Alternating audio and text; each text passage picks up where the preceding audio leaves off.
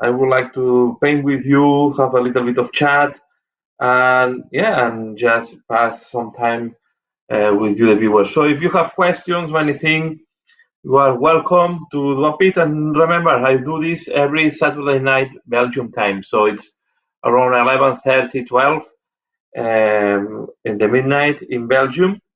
So it's GTM +1 if I'm not wrong. So just one moment, I will put as well the live on my phone so I can also see the chat here.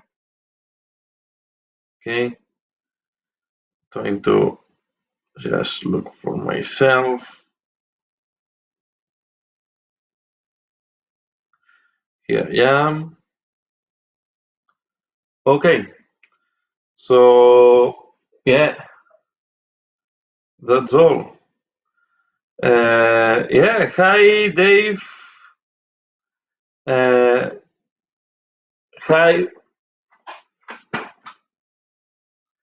I hope you're having a good night. And now I'm going to check because I put some improvement. I think now the view should be better than the other days. So it will change to no the webcam, and I think now I hope you can see better what I'm doing. So it should be zoom in, and you should be able to see what I'm doing a little bit easier. Okay, I just need to move a little bit the position of the zoom.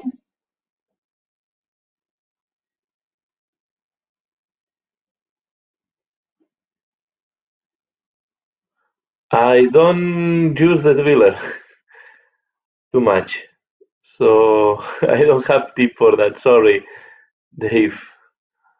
I don't have a good tip for that. So how is the weather in Madrid? It's warm or it's very cold? Because here in Belgium it's quite cold, the weather. So let me just move the position of the camera a little bit. So we'll move it like that. And now should be able to work. Okay. So I'm going to paint the orc. So this is the color scheme I'm using for my orc team. Okay, it's mainly black and yellow. So you can see how it looks like. Okay. And this is the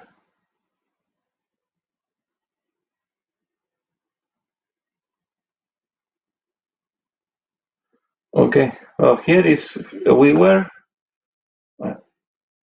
called for a person from Barcelona, but we were at the morning 1 degree, and then in the at midday we were about 5 degrees. So yeah, but I was used to much mild weather during the week. So I'm going to paint this one. I'm going to show how I do the yellow. So my idea is to show how I do this yellow. I will see if I have time to do the checking pattern. And then, yeah, I will. I have done the skin in my last tutorial. So I hope. I don't know why sometimes the light is going quite dark. So let's see. I think that it's losing the light from time to time.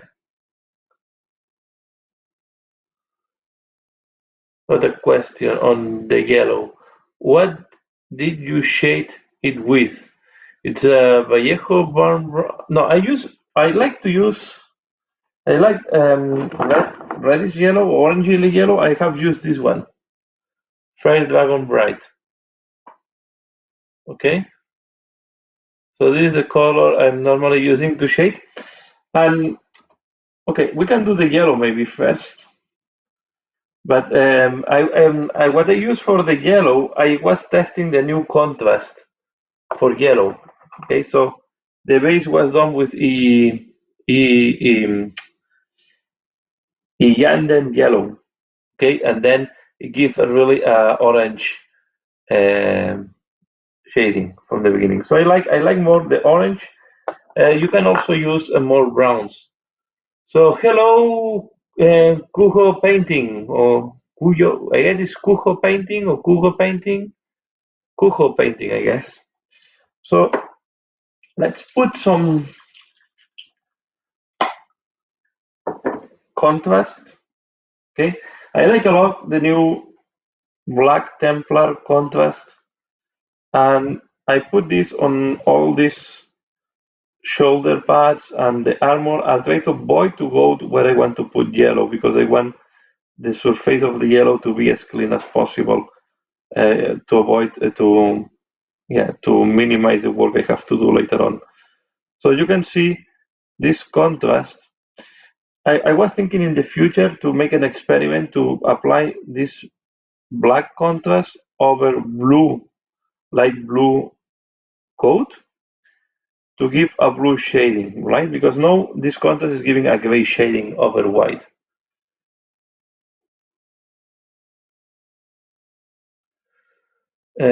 So you create wash for the yellow name Fire Dragon. I use what I was using blending. I was using blending on that. So let me see if I okay.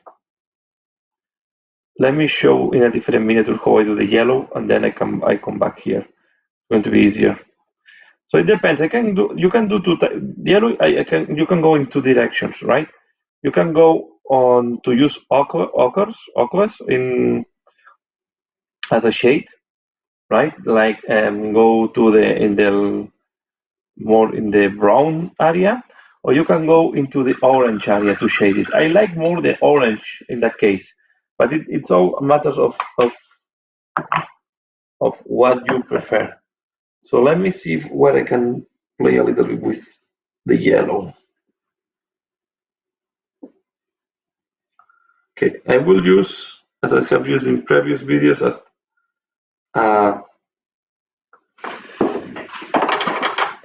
a base.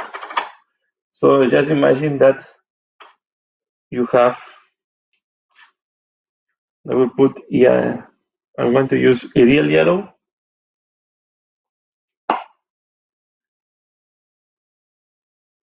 Okay, and I have as well Fire Dragon Bright.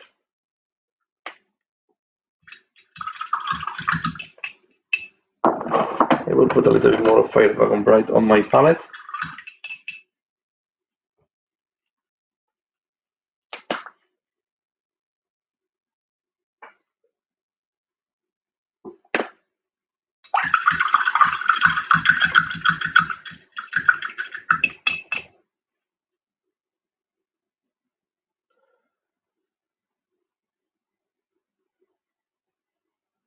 Ah, so J is H in Brazil, so it's Cujo.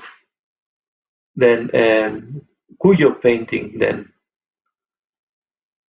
yeah, I guess it's like Cuyo painting or Cujo painting. Yeah, in Spanish, Cujo. The J is very strong.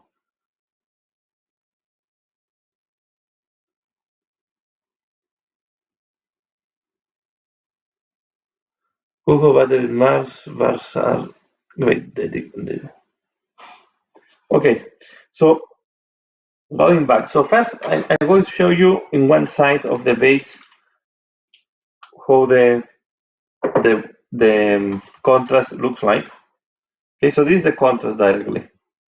Okay, and you can see,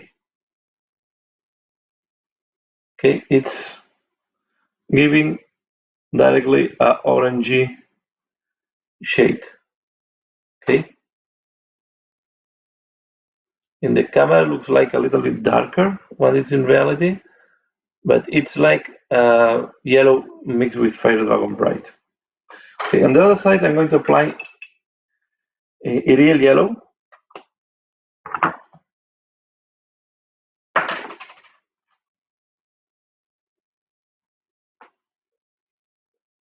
Okay, I can apply here Ariel yellow. You will see that it's much lighter.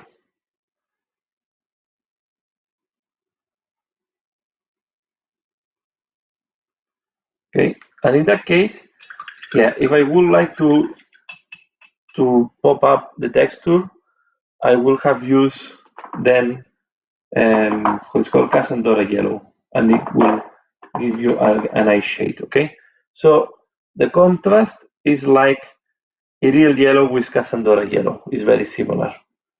But if you want to just be smoother, no, you can use Fire Dragon Bright,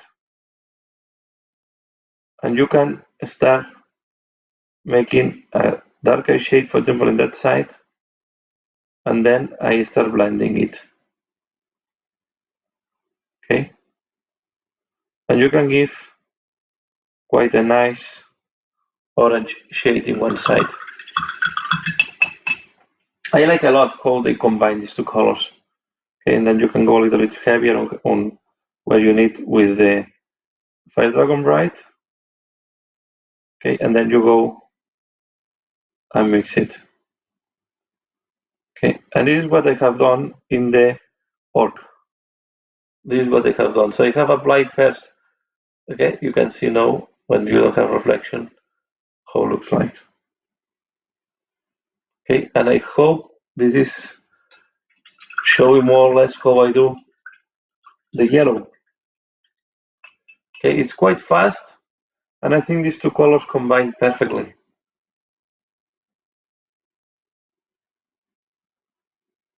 Hi, Spongehammer. Thanks a lot for passing by. It is very appreciated. I hope you like what you see here.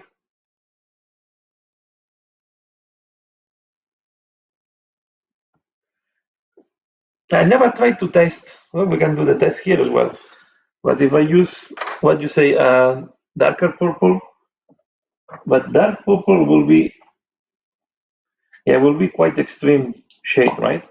Because you need to mix a lot to make. You need a lot of stuff. So you need to thin it down a lot to make it translucent. Because the yellow will have hard time to mix with the purple. So if we want to make a shade of purple, okay, let's try to glaze it first. And now you will need a lot of real yellow too. I'm more into the, to be fair, yeah, you can make like this darker shade. We'll go more into the brown area, that case. Okay, you have to glaze, you have to pass a lot of yellow on top. Now I'm taking a little bit of purple, so you will go more into the, it's less orangey, will go more into the brown type of shade with the purple. As it is a complementary, almost complementary, we'll go almost bluish. Okay. From my point of view, I prefer to do it with orange. And in the camera, it's much, depending how the camera is placed, right? Camera is tricking the eye a lot. So you have the shape with purple here, it have to be smoothed down a little bit more. Sorry, too much water, no, but you get the idea. So we'll go more into the browns, into the dark colors. And if you have it with orange, you will go more into the reddish. Okay. But this is what the different ways. Okay.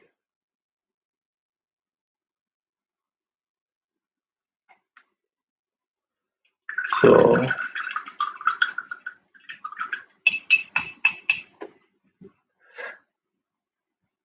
okay. So let's go now to the orc. So one thing, as you can see, one thing I like to do when you want to do some testing or to try something, I like to use bases as a test, as a way to test paints or way to test mixtures or something like that. Yeah, using the bases is a good way. So at the end you will put sand, everything on top if you need to use a base. And I have so many bases that yeah, doesn't matter if you screw up some of them. Okay, but at the end, if you put excess of paint on a base, it's not a big deal because you will you will paint over, you will put glue and you will put, what's called this, um, sand, and you will put all these texture things that at the end will cover everything. So what I'm doing now, I'm applying directly black Templar, the contrast paint. I'm getting a lot of very used to the contrast paints. They can be a little bit expensive, but if you manage to control how to apply them, can be a fast way to have the base coats. Okay, and some of them are more difficult, like the yellows. Okay, you need really a clean surface to apply any yellow. Hi, Grumpy Guy Gaming. Thanks a lot for joining and for passing by. So I hope today we can see what I'm doing. Okay, I'm going out of camera depending where I put my meter. I need to check if I have the camera well centered. Because now I managed to find a way to zoom in with the webcam. Okay, I'm using a different software. What I'm going to do, I'm going to move a little bit the position of the camera. So like that. And now should be better.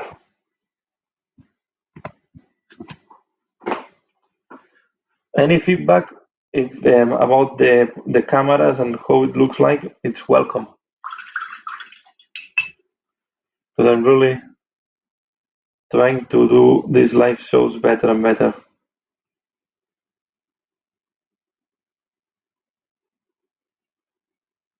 Because normally I was using a different camera setup when I'm doing my videos. And I realized that I'm at the limit of this webcam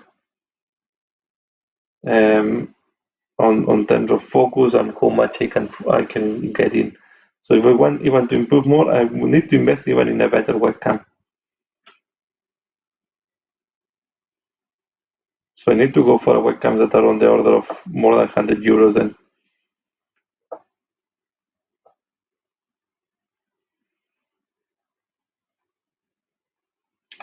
Okay, I'm also applying the contrast black in all the parts where I want to put metallics as well. Or the main part where I want to put metallics. Okay, so I'm going to do like that. And on my scheme I have the trousers in black.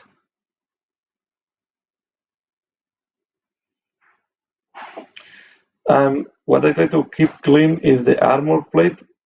I will need to put white later on, because if you want to apply yellow contrast, you really need a very clean and nice surface.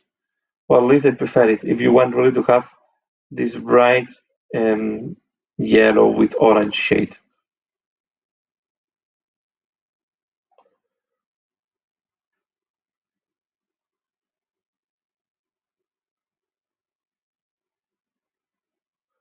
So ever got that bad feeling when that bad manager on a local games workshop who doesn't like you set up his own wargaming shop with gaming events in your local area?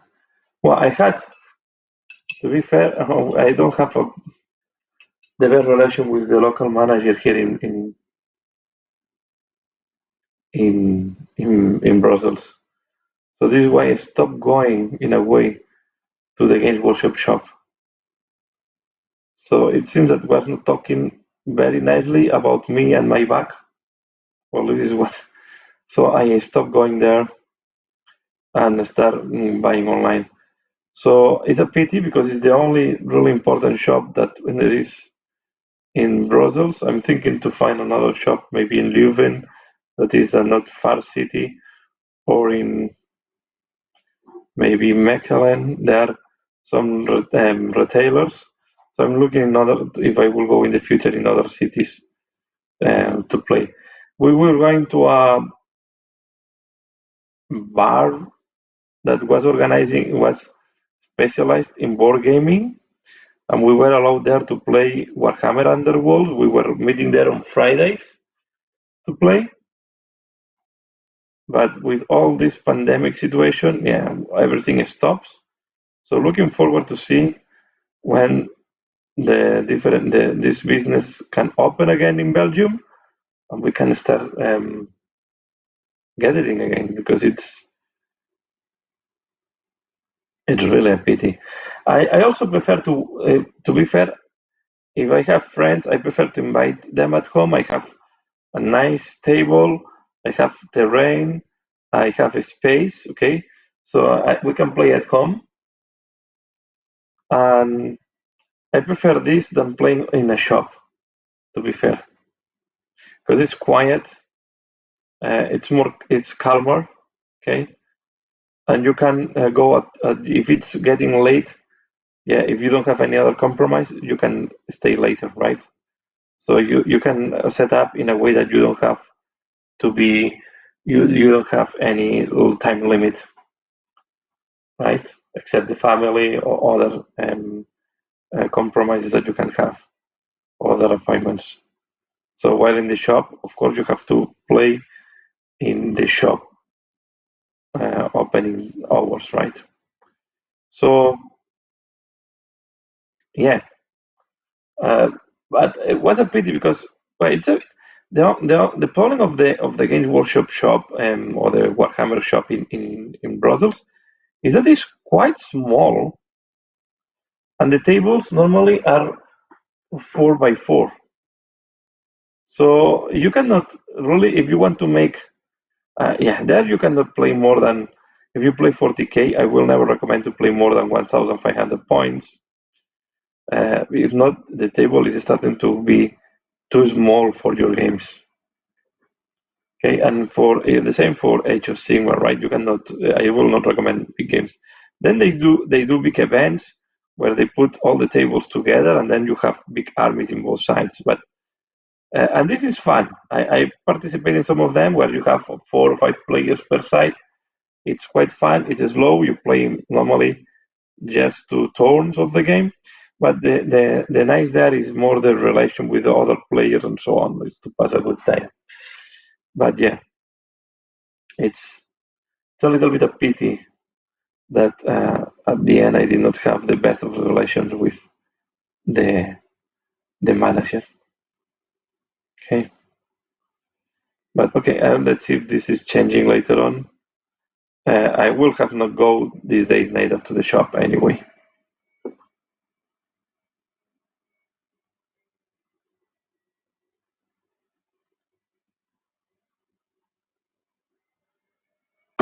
Yeah, trying to read now the comments, chat.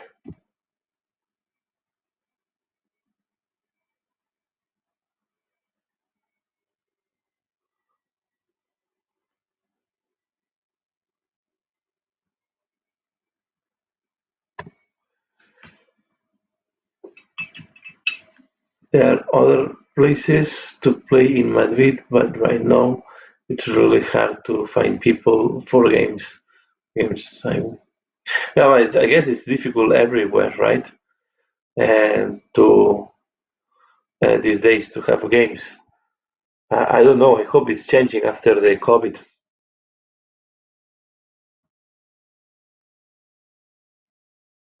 Yeah, I see that Grumpy did not have hobby shops in their own town. Yeah, but here in Brussels. I'm quite surprised there is only one Warhammer shop and there is not any other retailer. But it's quite a big city, and there is quite a big number of people playing Warhammer and Warhammer or Age of Sigmar and 40,000.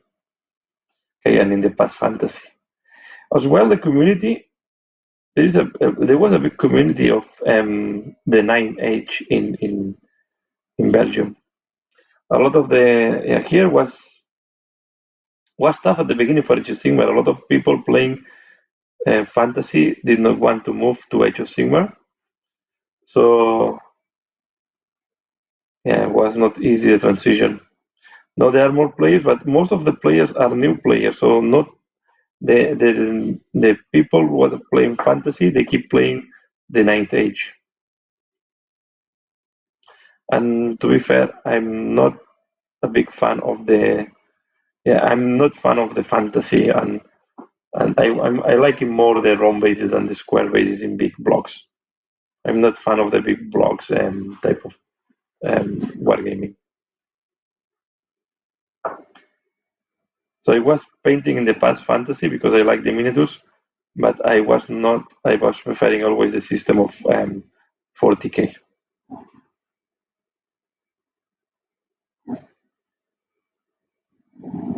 So again, so normally, yeah, where I was going recently was to this place that was a bar where you can take your beer and play some games while drinking your beer. They were also doing pizzas and some sandwiches.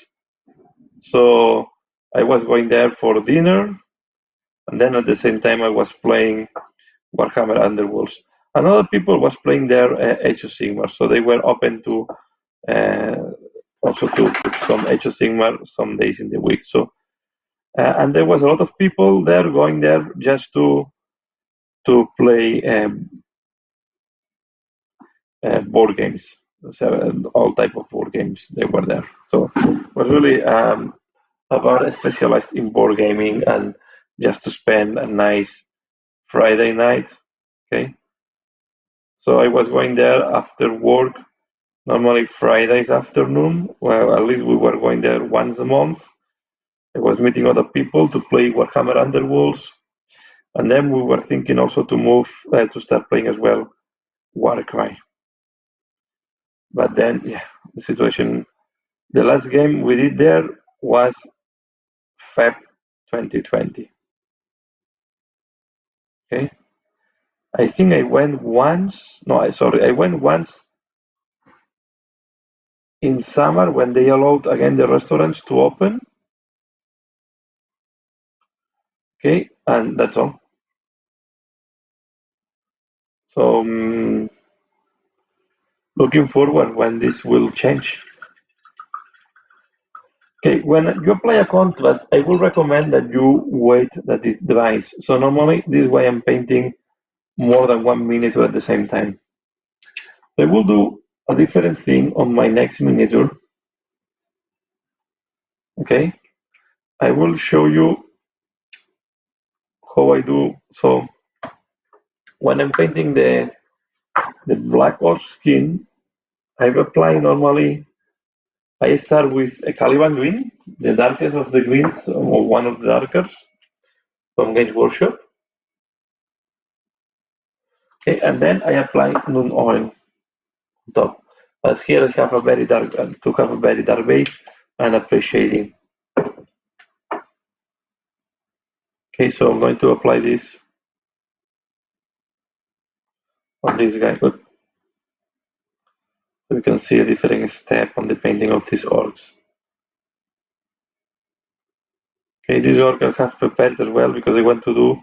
So if you're interested, Dave, I'm preparing a tutorial on how I paint yellow, the orange yellow on the armor of these guys. I will do the tutorial for this Monday.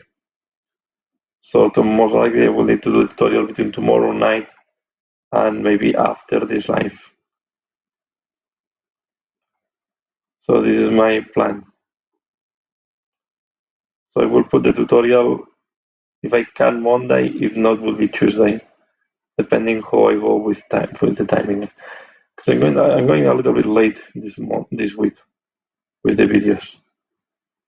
Okay, like it's workshop with the shipments. So I'm waiting a shipment as well. I need to order now. I changed my where I'm ordering the material. I'm ordering now to Spain to Goblin Trader. Yes, you Dave know Goblin Trader. You mentioned before because last time I ordered to Element Games, I had to pay 50 euros in the for customs on top of the order. And then Element Games returned me the VAT, so 9 euros. So I end up paying 40 euros from my pocket.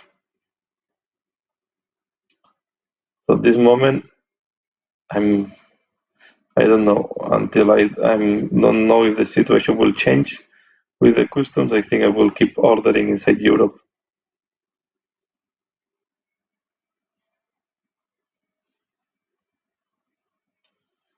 So yeah, you can see now again. This one I will need to weigh the dice.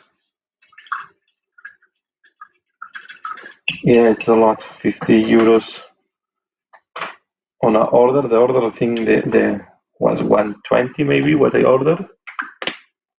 So even with if I try to save with the change of the currency and so on, yeah, it was a lot. So this is why we have to be careful now when we order in UK. Brexit is not helping to that. And I don't know why sometimes it goes so dark, the camera. Thinking if there is a way to fix that.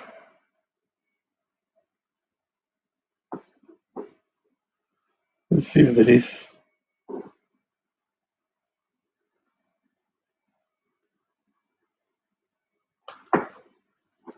Okay, let me see if I can, because now it's quite dark. I'm going to check if I can change the white balance, but it's not what I need to change. I can change the brightness a little bit, but it's not changing that much. Oh yes, no, it's changing a lot. Okay. I think now it's better. I think now it's better.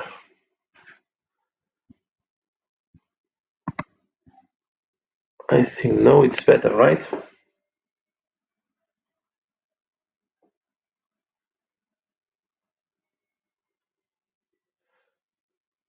So in Germany it's free when you order over 135 euros. Okay, I don't know if this rule will exist in Belgium, but I don't think so.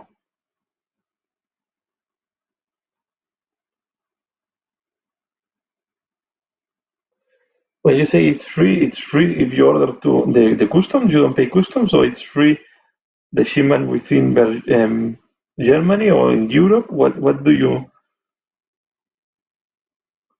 By the way, hello Alexander, thanks for joining.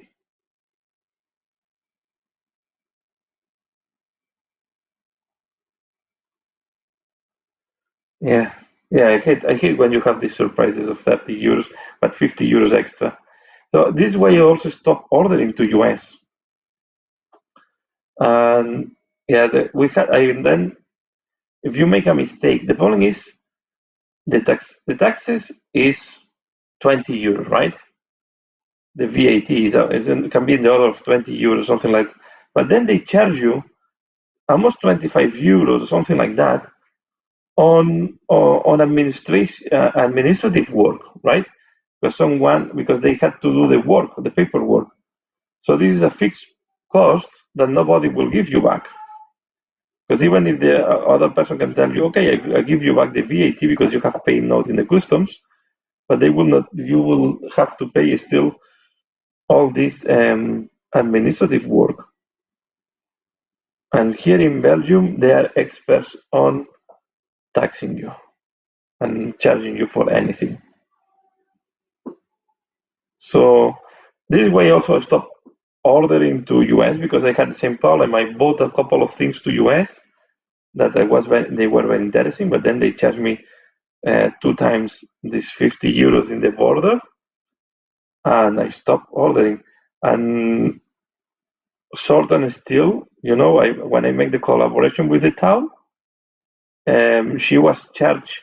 I was charged as well 50 euros to be able to release her miniatures from the customs, and they were sent me for free. Okay, and yeah, I was sending then the miniatures back to her, right? But the problem there was because she put a value, I think, over 100 euros for the miniatures, even if they were a present to me. You can declare it as a present to the person that is going to receive that. But even in that case, they say that the present is too expensive, €100, and then you have to pay VAT or taxation on that.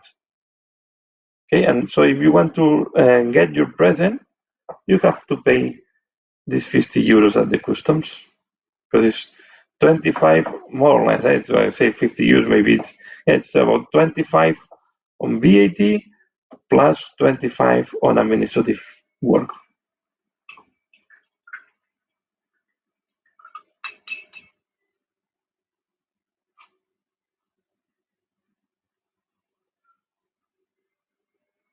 No, yeah, she did the right box. She put it as a present, but because he want to have an insurance in case the meters were lost, so they said that the value was over €100. I think she put 105, and then they charge.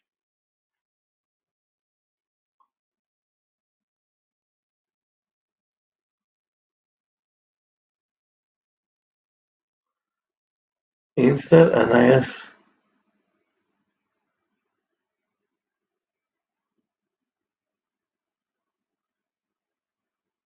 Yeah, I think if you order directly to Gauge Workshop Belgium, because at the end you are ordering to the Belgium side, right? Or to the ones, so then they should take care of any cost of customs, because you're ordering like if you were ordering to another shop in Belgium. So this is why they have to take care of the cost. Okay. So I think I will take this one. Well, I need to wait that this dries. No, the so I will. So this way, I always work with 2 meters at the same time to not have to wait. We can change. I will do one thing. I will work with that. I will work so you can see as well this tiny guy on a big base. Okay, I have these goblins from the Blue Ball. They are quite characterful. I also like a lot this one. Let's paint this one. It's very fun. My kids were telling me why he's wearing a banana, but it's the moon. Okay, for the goblins, we are going to use. I'm not going to use directly a contrast because I want to go for a pale or lighter skin. So I'm going to use a striking green.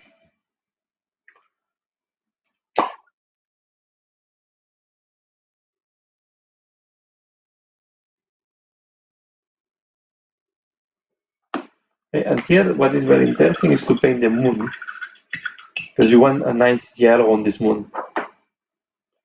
Okay, I really like the sculpts from the starter set of the blue ball.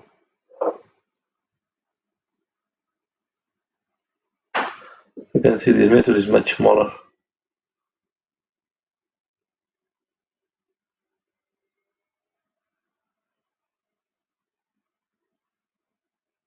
Yeah, I think so.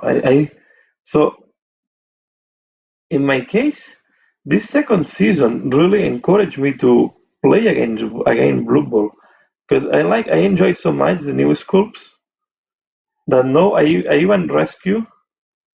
I will show you something that is quite old because I have it in my collection. So I rescue this team.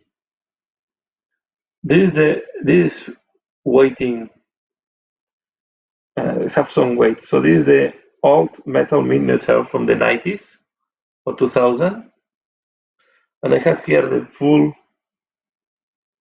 chaos, the all chaos team. If you compare, these sculpts were not bad, but the new sculpts are amazing. And here I have some flashes and things that I need to remove. And but you can see, they were nice. They were not that bad miniatures.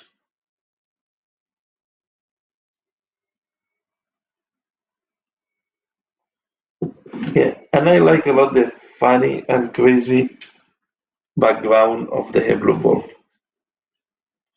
I think it's a game that you should not take seriously. It's more to have fun, some laughs, and just play to see what happens.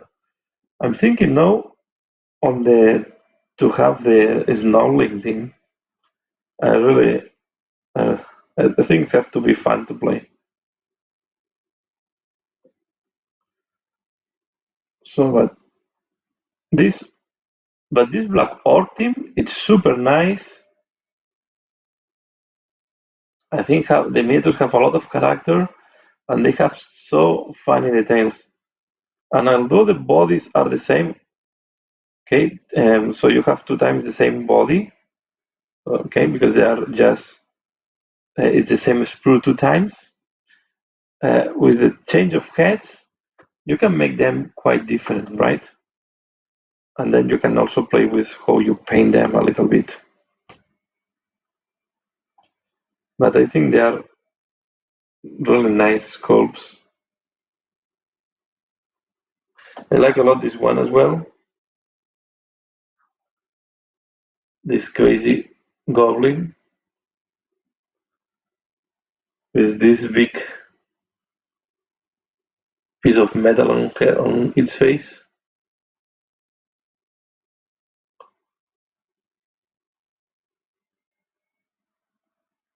Yeah, the old ones are very static. Okay, they were very positional. You can see all the warriors, or the chaos blockers are called now. They were quite very bidimensional in a way, right? You can see you can have one hand up and one down. It depends on the guy will have, and they were. Okay, I have the other one. Okay, and they were very medieval.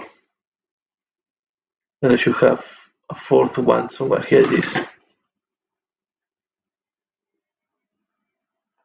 But I think this was the old Borak. But I will use it as a warrior as well. I think that was the old Borak.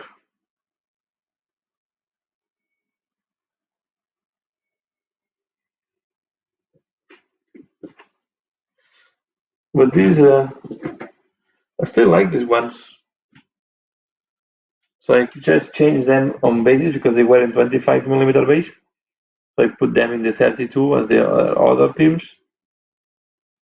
And I'm planning to paint them, I don't know, maybe more on April or May, because I want to paint other things before. I want to paint the new one. So now my favorite miniatures these days are the Blood Bowl ones, the ones that they have released, and I also love a lot the war ones from Warhammer Underworlds. I think the war ones of this season they are very nice. And I liked a lot painting the Warhammer Underworlds war ones because they give the opportunity to paint something that you normally will not collect. There is a fact that you cannot collect all the factions in fantasy or in Age of Sigmar, but you can collect all the different warbands in Warhammer Underworlds because the investment is much lower. And as well, not just the investment in money, also the investment in time to paint them. You just paint 4, 5, 6, maximum 7 meters, and you get the flavor of the faction. So you don't need to invest the time. For example, if you want to paint an army of goblins, you need to invest a lot of time in painting goblins, right? So this is what I like. Okay. So let's put here. The only thing on these miniatures that are push fit or that they are one way to assemble and it's difficult to convert. Okay, but also sometimes there are parts that are difficult to reach, but it's difficult to a lot to work with them on sub-assemblies, because the sub-assemblies are not sometimes intuitive, because they use, I guess, 3D computing design to create the partitions of the parts. So sometimes they are more mathematic than really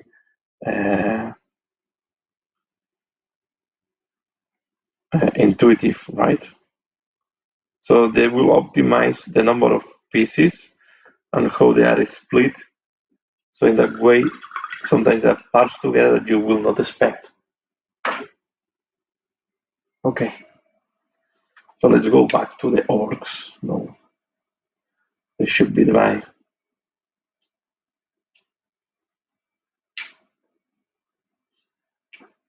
It's not fully dry, but it's dry enough to work on it.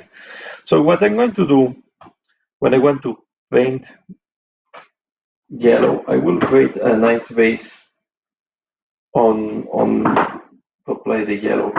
So I'm going to apply in that case Corax white. Okay, Corax white is a very light gray.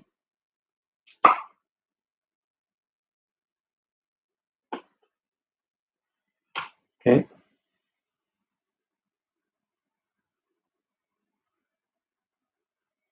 And I'm going to put this here.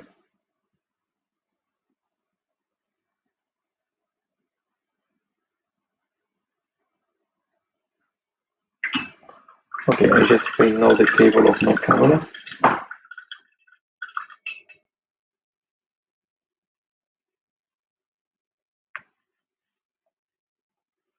We need this Corax white is quite thick, the paint normally, so I like to apply some water to make it thinner.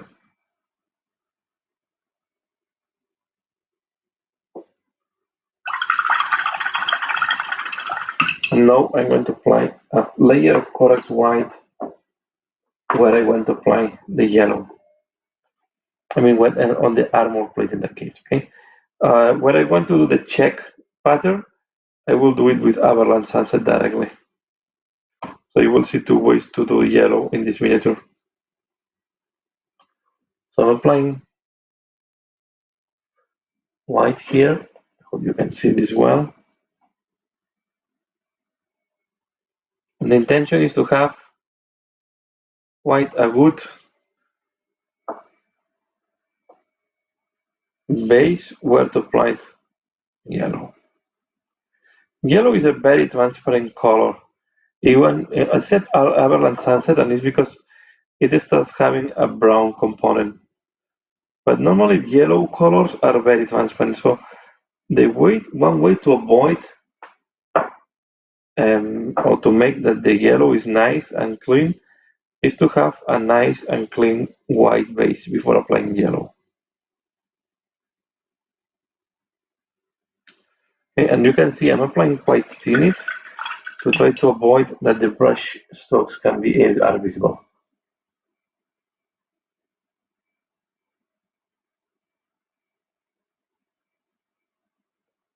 Yeah, the push fit order and assembly is anti-intuitive.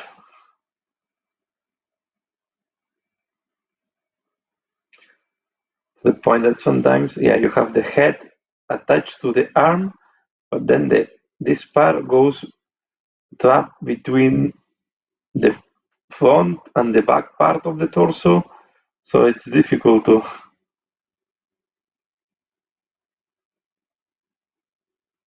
understand the sub-assemblies, and then you don't know where this arm, what is the part this trap inside, until you assembled it together. But on the other way, I understand this technology helps you to make all this 3D or create more depth on the miniature. Okay, and also helps to make more dynamic posing. But you're losing, I think it's a compromise, right? So it's a balance between how much you want to give, how much film you want to give to the person assembling, and how much you want to play with this posing that is quite epic in some cases. So, and I think as Worship decided at the end that in most of the cases they prefer to go more for a spectacular posing, sacrificing where you see the problem was not dry, and you see the problem there. Paints have mixed. Okay, but this is the contrast. The wash was not fully dry.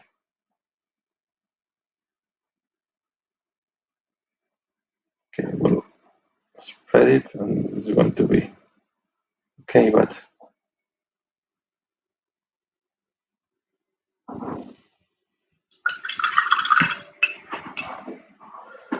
So also, I like to do these lives because you can see that sometimes I also do mistakes, right? Sometimes when you do recorded videos, or you eliminate the mistake, you do via big, or you clean up the mistake off camera sometimes, because I have to cut here and there, and then when I realize the mistake, maybe I'm cutting and then cleaning up the mistake. Here on the live, I cannot do that. So you can see how I clean up if I do a mistake.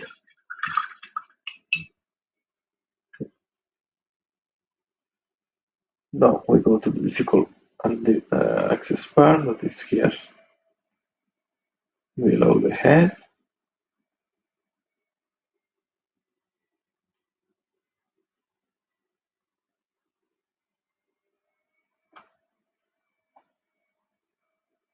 Okay.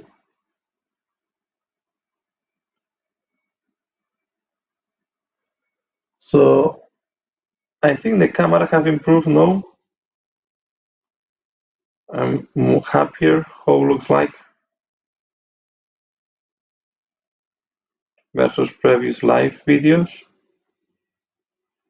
Okay, now again I will wait that this dries, and then I will be ready to apply the contrast yellow. So I will go back here and I will apply the black contrast on this guy.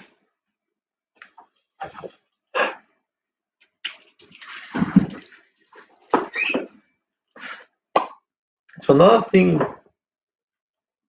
that is difficult sometimes is, and this is one topic that I wanted to talk here while I was painting, is the time balance. Okay, and this is very personal, and every family and every person have different priorities and different concepts. What is the right balance on time? But for me, for example, it's very important to have some time for my hobby. I try to have some time for my hobby every day, but of course, know what in my balance. So first, I have my daily job that even with this pandemic, due to what I'm doing, my job have increased. Okay, because I'm working from home, but I have more projects than before. So what is good, I cannot complain on that. So how I organize is, at my free time after my daily job, what I do is during the afternoon, okay, I take care of doing the homework with my kids, and trying to help on preparing the dinner or preparing the dinner if it's needed. So doing all family type of stuff as much as I can. Then normally we watch some TV all together. I try to stay some time with my wife, maybe watching a TV show, or we are watching Vikings. This is really an amazing TV show from my point of view. And then at the end of the night, I have my I will say my moment, right? My hobby moment. The problem is on Saturdays, everything goes much later. My kids go to bed later, so we start watching TV much later, and then I end up having my free time 11:30. Uh, Today we finished, for example, I was starting to set up everything at 11:30, 11, yeah, more or less at that time. So this is why I always end up so late for the European time on doing this live show.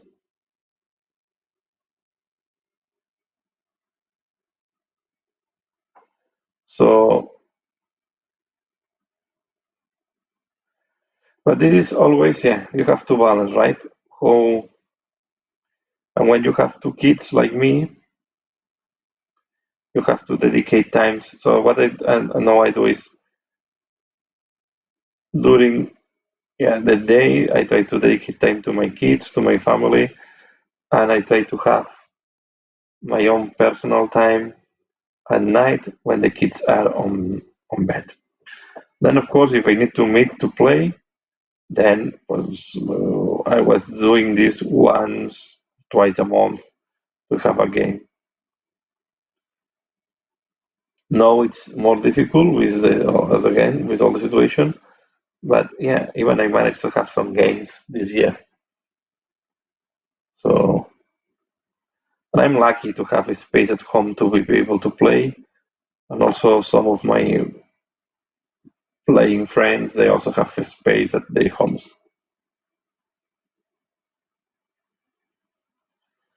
So, what is important, I think, is that you understand, you find a balance, right? Because if you really are passionate for the hobby and you never have time for the hobby, you can end up frustrated. Okay, so it's important that you manage to have your time for the hobby. On the other side, you also need to balance with if your family is important, like in my case, then you need to balance how you dedicate to both activities, right? So at the end, the daily work is a daily work, and you have to, yeah, you are committed to this work if you want to have your salary at the end of the month.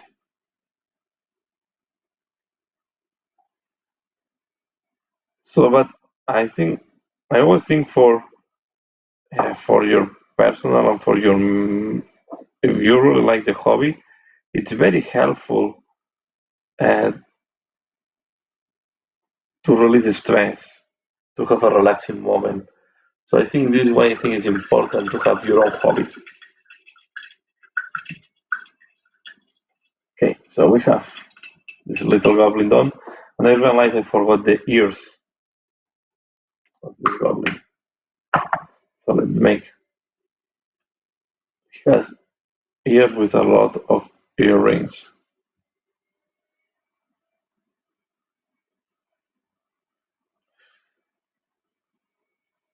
These miniatures, when you paint them, you start realizing how much details they have. Another thing is, I just painted all the Raging Heroes miniatures I have. I bought some Raging Heroes last Halloween because they released the Sisters of the Orphanage, and they were really nice miniatures. I like them a lot. So I was sold by the 3D rendings. Uh, Raging Heroes have very nice designs, but it's not plastic, right? It's resin, so the casting is not like as clean as the plastic. This is the first thing. You can have bubbles. We will have flashes that you need to clean up, and then they also do some details very small. So I find these miniatures, and in some degree something similar happens to Forge World, right? When miniature resins sometimes have a smaller details, and this makes the miniature more difficult to paint for beginners. Okay, so I think raging hidden miniatures are nice sculpts. I would recommend them if you have experience painting. If it's your first miniature or one of your first miniatures, I would recommend that you start first with something easier to practice the painting. I will always recommend to start with easy plastic miniatures at the beginning, so you can understand and you get what's called this. You get this yeah brush control. Okay, because the most difficult part at the beginning is to have brush control, because it's a thing that we don't use. So this is why I think it's important to first practice until you feel that you have a good brush control before going to complex miniatures. And you also need to have some control on some techniques, especially in washing and dry brushing before approaching them. Okay, now let's see. We have a very nice white. Still, we have here some whites that have not dried, and I wanted to pull a little bit. So I will eliminate a little bit the axis. That way I accelerate the drying.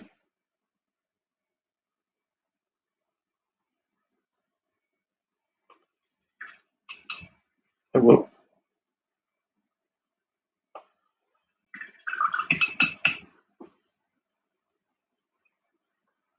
clean up here because I want to finalize today doing the yellow.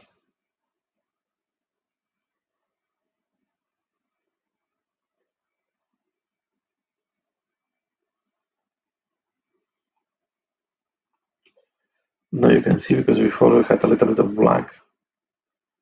Color looks lighter. Also can be well, the colors. This is another thing that sometimes is confusing, especially when you're starting some colors, and it sometimes keeps confusing me. Some colors change a little bit the tonality from dry to wet. Okay, let's do one thing. While I'm waiting that the white is fully dry, I'm going to do the checking button, the check button. Okay.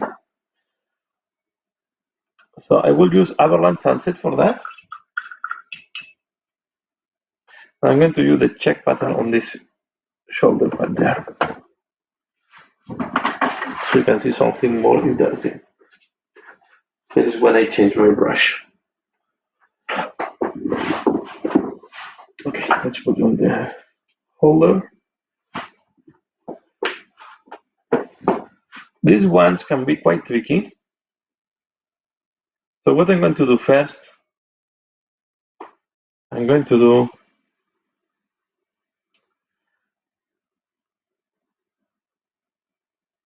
like the square pattern. So I'm going to start like that, and I'm going to just put the lines.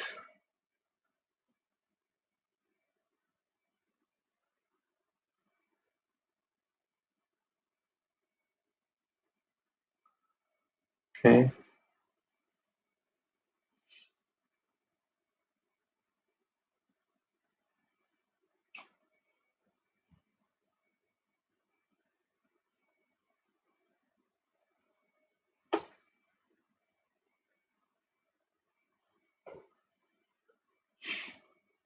Don't worry if you're not perfect.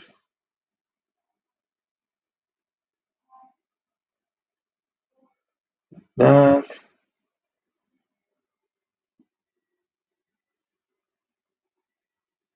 Like that.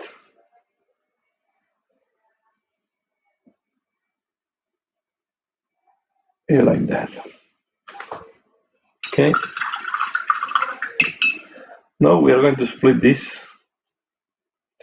I'm going to go in the middle, try to go the maximum I can in the middle.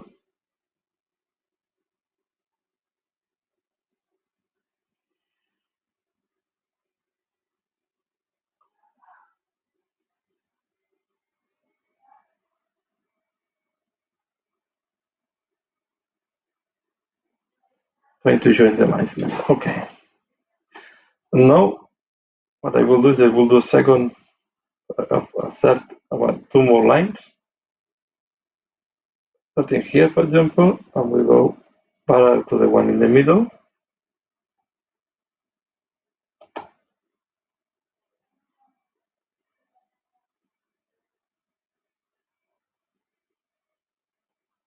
And now we will do the same on the other side.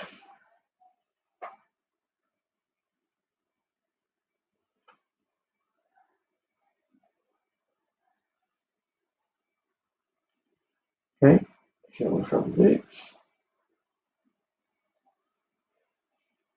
like that. Now we are going to start filling the squares. So I will start filling this one here. I want to go down a little bit. I will fill first this one that is very ugly. This is how it looks like, okay? I think the angle is not very good today. I will maybe change the position next time.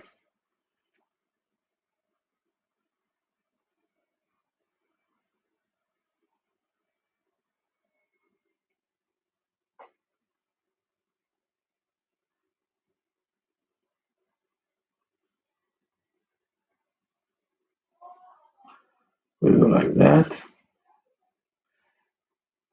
And you can see that even Avalanche Sunset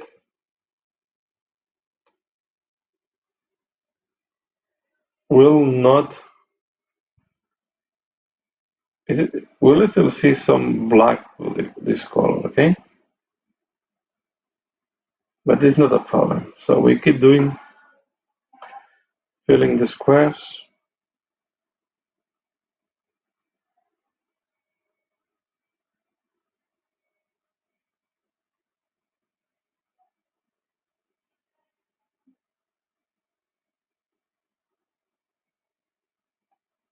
Um,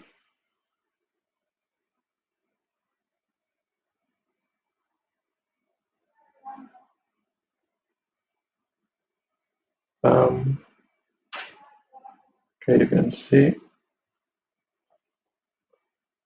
Looks like now.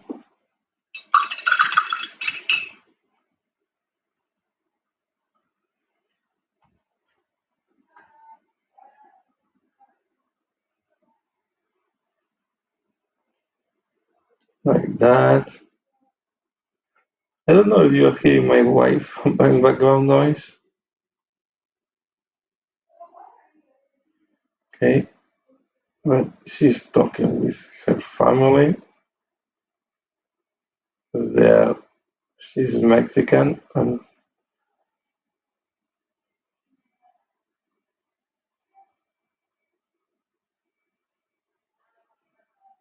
okay, okay. So we can see this how it looks like now.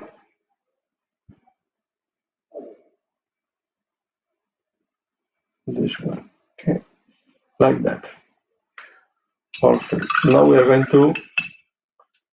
I need to put black in my palette because we are going to clean up now all the squares. So we can use Corpus Black or we can use Abaddon Black for that. We will use Abaddon Black in the case. We're going to make a bit different. Both are very dark. I will not use this brush to do this. Okay, so I will use Corpus Black because it's the one I find first.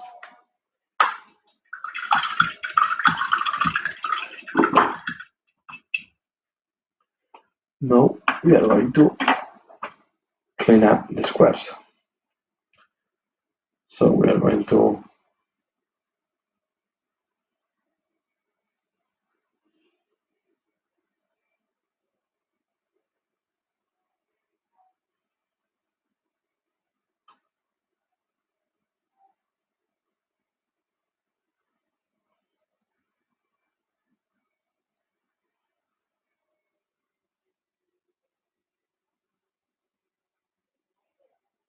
Okay, just like that.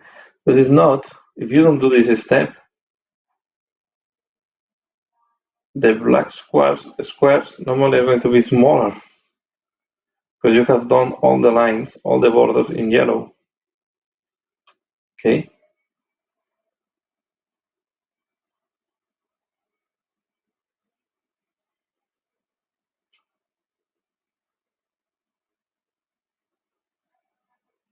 So it's important that we do this small cleanup. We'll put some water on there.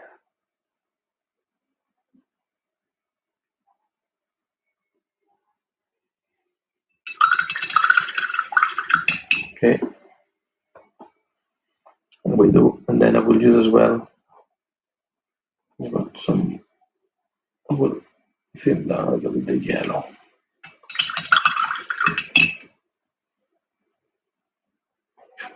Because we do as well the second layer on the yellow to make it cleaner and uniform instead of the square that where we want to leave the yellow.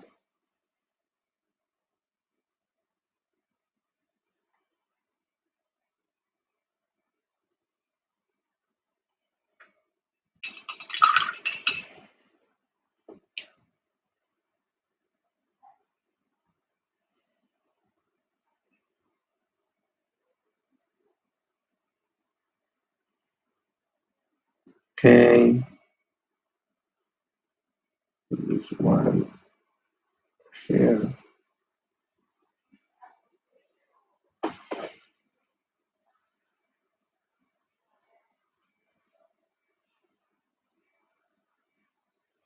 And this one you can see it in camera what I was doing.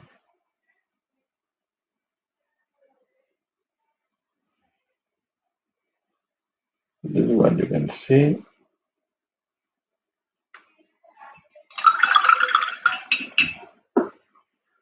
This was looking like now. Going to do this one here.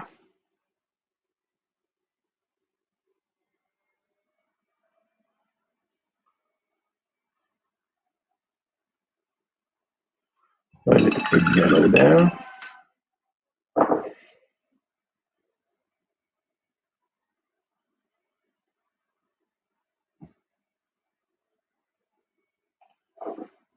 Okay.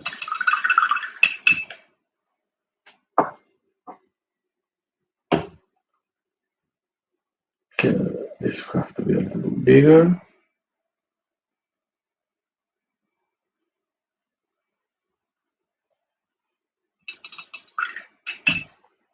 And this square there as well.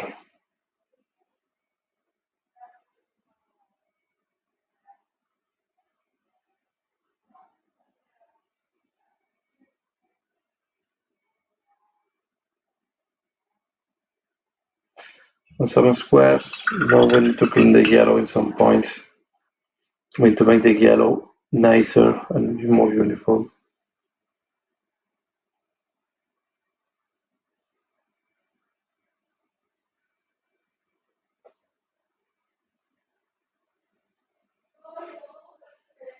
Okay, and now we have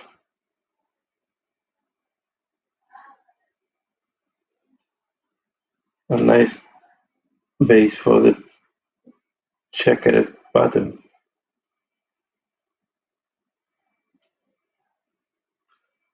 Okay, you can see have the checkered pattern down. Okay, we are going to do some highlights later on, but now I want to show you how the contrast yellow works. And I think I will stop here, okay? Because I'm quite tired. Oh, sorry for that. I move the camera thing. Like that.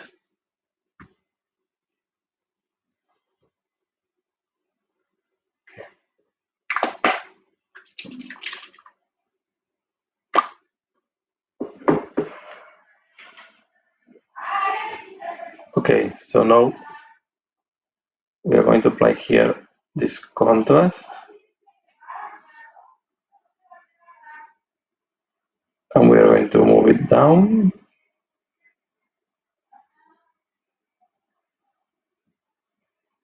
And be careful because on these flat surfaces, the contrast paints are not working. I'm using it because I like as a base color, but we need to do then a work of cleanup. As you will see that is not perfectly working the contrast paints on this type of surfaces when they are super flat like these ones. Because at the end we are painting an armor plate that is quite big, especially at the back. So let's put them here.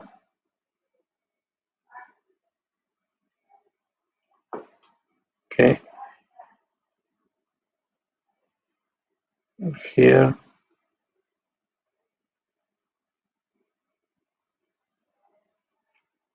The middle. And here.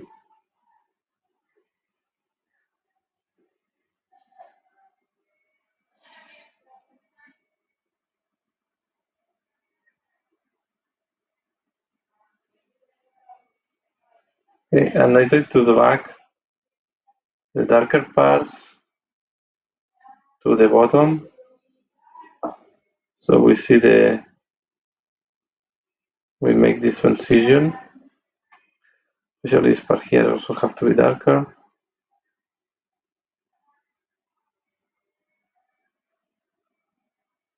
Because it's under the arm.